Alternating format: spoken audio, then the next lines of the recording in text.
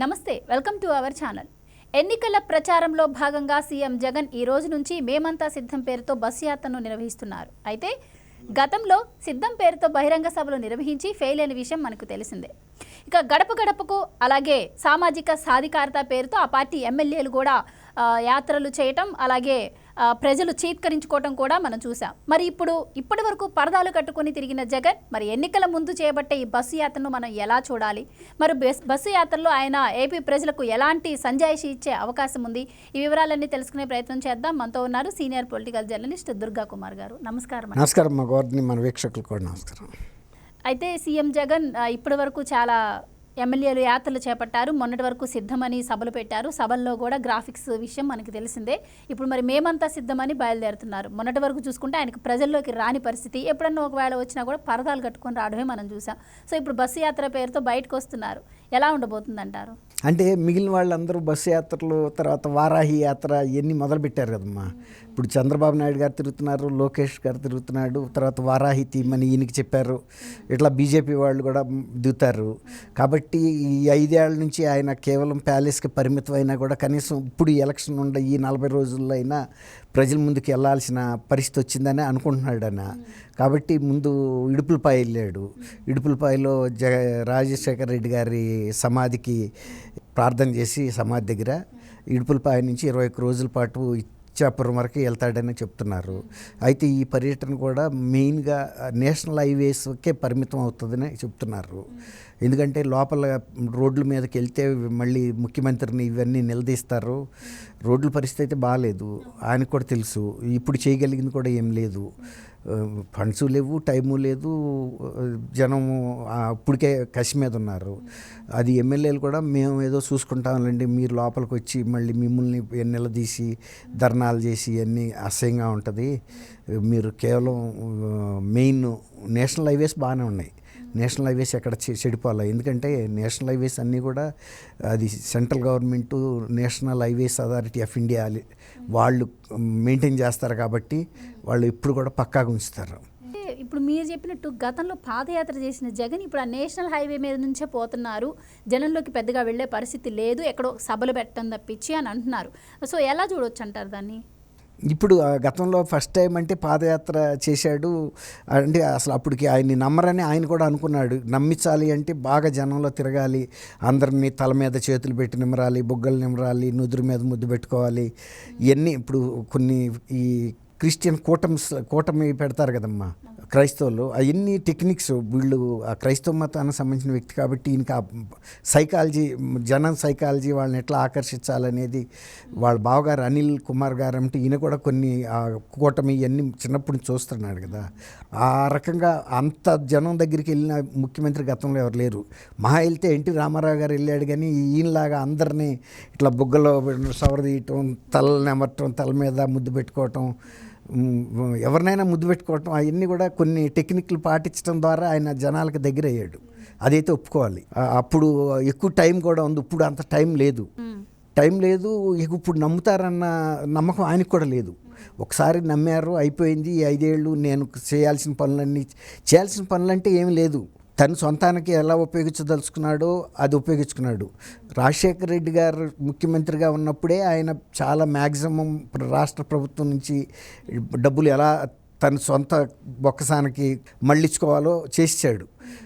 కాబట్టి ఆయనకు తెలుసు ఎట్లా ఇన్కమ్ డైరెక్ట్గా తీసుకోవాలని. ఈసారి డైరెక్ట్గా క్రీమే దొరికేసింది ఆయనకి.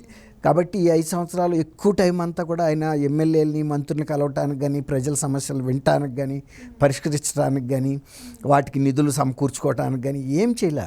కేంద్రంలో ఆయనకి చాలా సాన్నిహిత సంబంధాలు ఉన్నా కూడా రాష్ట్రానికి సంబంధించి ఏదన్నా ఉపాధి కల్పించే పరిశ్రమలు తీసుకురావటానికి కానీ, ఐటీ ఇండస్ట్రీకి కానీ ఏది కూడా చాలా పారిశ్రామిక కారిడార్లు ఏర్పాటు చేయటానికి కానీ, తర్వాత మహిళలకి ఏదైనా అదనపు ఆదాయం వచ్చేలాగా జీవనోపాధి చేయటానికి కానీ, రైతులకు సంబంధించి కానీ, కార్మికులకు కానీ ఏది పట్టుకోవాలి. ఆయన కేవలం ప్యాలెస్కే అందుకే ప్యాలెస్ నుంచి బయలుదేరాడు రాకుమారుడిలాగా. గడ్డం అది షేవింగ్ కూడా చేసుకుని, గతంలో గడ్డం పెంచేవాడు. ఇప్పుడు ప్రజల్లోకి వెళ్తే అది బవిరి గడ్డం ఉంటే సద్దాం హుస్సేన్ గడ్డం లాగా ఉంటుందని అనుకున్నాడు, మరి ఏంటో తెలీదు. తీసేసి ట్రిమ్గా తయారయ్యి బయలుదేరాడు. మరి మీరన్నట్టు ఇప్పుడు పట్టాలు కట్టుకుని ఆయనకైతే మామూలు భద్రతా చర్యల ప్రకారం అయితే పట్టాలు కట్టాల్సిందే. ఇళ్ళు ముందు పార్టీ వెళ్ళి ఒక పైలట్ లాగా వాళ్ళు ఇళ్ళ తలుపులు వేసుకోమని చెప్పాలి, ఎందుకంటే ఈయనకి ఏదైనా ప్రమాదం జరుగుతుందని. మరి అంత భద్రత తీసుకుంటారా లేదా? అందుకే ఎక్కువ నేషనల్ హైవే మీద పెట్టారు కాబట్టి నేషనల్ హైవే పక్కన ఇప్పుడు ఇల్లు ఉండే పరిస్థితి లేదు. ఇప్పుడు ఏంటంటే నేషనల్ హైవేని బాగా ఊరు బయట నుంచి తీసుకెళ్ళిపోతున్నారు, ఎలివేటెడ్గా ఉంటుంది ఇది. కాబట్టి పక్కన ఇళ్ళు షాపులు ఉండే అవకాశం బహు తక్కువ, ఎక్కడో ఒకటి ఎర్ర సాట తగులుతాయి అంతే. గతంలో లాగా ఊళ్ళల్లోంచి నేషనల్ హైవేలు వెళ్ళే పరిస్థితి లేదు, ఎక్కడికక్కడ డీవియేట్ చేసి తీసుకెళ్ళిపోయారు. తర్వాత ఫ్లైఓవర్స్ కట్టేశారు కాబట్టి ఆయన ప్రయాణం చాలా సుఖప్రదంగానే జరుగుతుంది. అండ్ ఇంకా ఆయన యాత్ర పులివెందుల నుంచే స్టార్ట్ చేయబోతున్నారు. అదే అంటున్నారు ఇప్పుడు పులివెందుల నుంచే. పులివెందుల్లో ఒకప్పుడు పరిస్థితి వైఎస్ఆర్సీపీ కంటే తిరుగుండేది కాదు. ఇప్పుడు పులివెందుల్లో ఎలాంటి పరిస్థితులు ఉన్నాయో మనకు తెలుసు.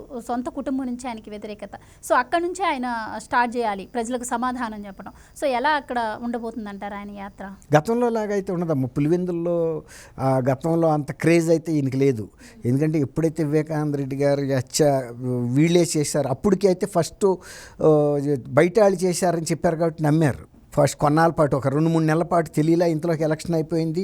అప్పుడు ఆ క్రేజ్ ఉంది. ఎవరో చంద్రబాబు నాయుడు గారు చంపుంటాడు, ఆదినారాయణ చంపుంటాడు, బీటెక్ రవి చంపుంటాడు, వీళ్ళు సొంత వాళ్ళు ఎందుకు చంపుతారు అనేది ఎవరు కూడా కుటుంబ సభ్యులే అనుమానించలేకపోయారు కదా. వాళ్ళే వాళ్ళ పక్కన తిరుగుతా ఆడు చంపాడు వీడు చంపాడు అని చెప్పారు కదా. విమలమ్మ గారు కూడా ఎవరో చంపారని చెప్తున్నారు కదా, ఇంకా వాళ్ళు చంపారని వాళ్ళే ఒప్పుకుంటున్నప్పుడు ఇంకా ఎందుకు పరిశోధనలు ఎందుకు అంది. కుటుంబ సభ్యుల మీద మా వాళ్ళని మేము చంపుకుంటామా, మా కన్ను మేము పొడుచుకుంటామా అని జగన్మోహన్ రెడ్డి గారు కూడా అదే చెప్పాడు, శాసనసభలో కూడా చెప్పాడు, మా కన్ను మేము పొడుచుకుంటామా మా వేలుతో అని, మా బాబాయిని మేము చంపుకుంటామని. కానీ ఇప్పుడు ఆ మాట అయితే అనలేని పరిస్థితులు పడిపోయాడు. కాకపోతే ఇక్కడ ఇడుపులపాయలో మాత్రం విజయం గారు మరి ఎందుకో కానీ వచ్చారు.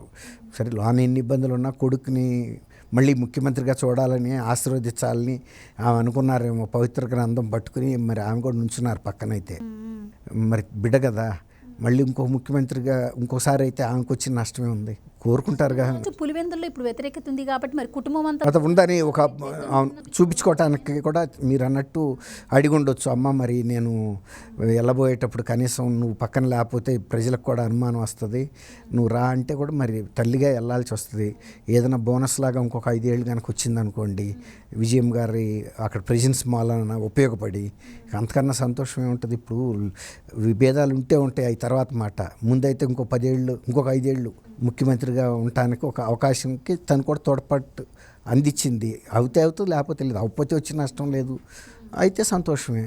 ఇప్పుడు ఎట్లాగూ ఈమె షర్మిల గారు తెలంగాణలో అవలేకపోయింది, కనీసం ఆంధ్రప్రదేశ్లో అయినా వాళ్ళ కుటుంబం వ్యక్తి ముఖ్యమంత్రిగా ఉంటే మానసికంగా ఒక ఆనందమే కదా. అయితే ఏ సీఎం అయినా కూడా ఎలక్షన్ ముందు ప్రచారం చేసుకునేటప్పుడు తాను చేసిన అభివృద్ధి సంక్షేమం వీటన్నిటి గురించి చెప్పి ఓట్లు అడిగే పరిస్థితి. కానీ ఇప్పుడు ఏపీలో జరుగుతున్న పరిస్థితులు ఏంటంటే అసలు అభివృద్ధి సంక్షేమం తీసి పక్కన పెడితే అరాచకాలు ఎక్కువైపోయినాయి, డ్రగ్స్కి అడ్డాగా మారింది. మరి ఇప్పుడు ప్రజలు అడిగే పరిస్థితి ఉంటుంది, డ్రగ్స్ విషయం కావచ్చు, అలాగే హత్య కేసు గురించి, వివేక హత్య కేసు గురించి కావచ్చు, అలాగే ఈ కంటైనర్ కావచ్చు. సో ఇవన్నీ కూడా రేపు అడిగే అవకాశం ఉంటుంది.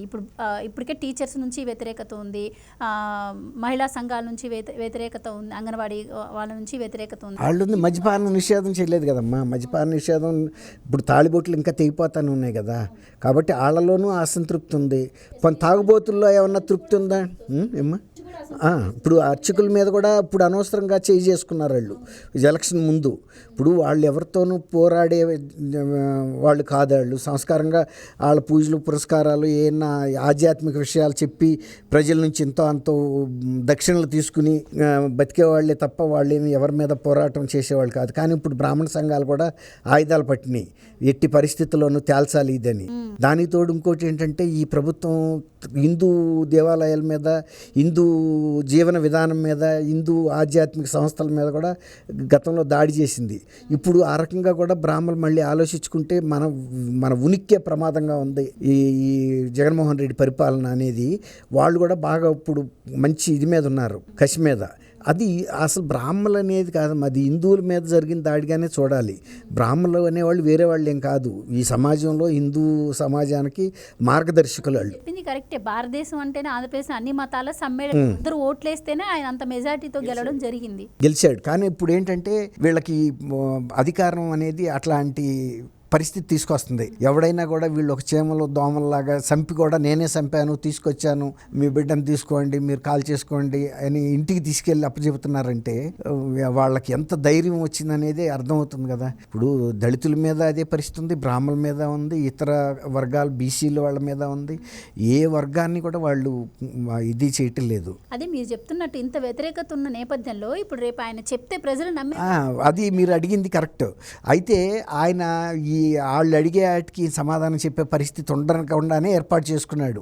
జనమేమో కింద ఎక్కడో ఉంటారు, పైన ఈయన ఉంటాడు, ఇక అడిగటం ఏం ఉండవు. అసలు అట్టా గనక అంత నైతిక విలువలే ఉంటే అసలు జగన్మోహన్ రెడ్డి గారు అసలు ఈసారి ఎన్నికల ప్రచారానికి వెళ్ళకూడదు. ఎందుకంటే ఇప్పటికీ కూడా ఆయన మద్యపాన నిషేధాన్ని ఎత్తేయలేకపోయాడు. ఎత్తేస్తే కూడా ఊరుకోరు, ఎందుకంటే ఆయన అది మద్యపాన ఆదాయం చూపించి అప్పులు కూడా తెచ్చాడు కాబట్టి వాళ్ళు ఊరుకోరు.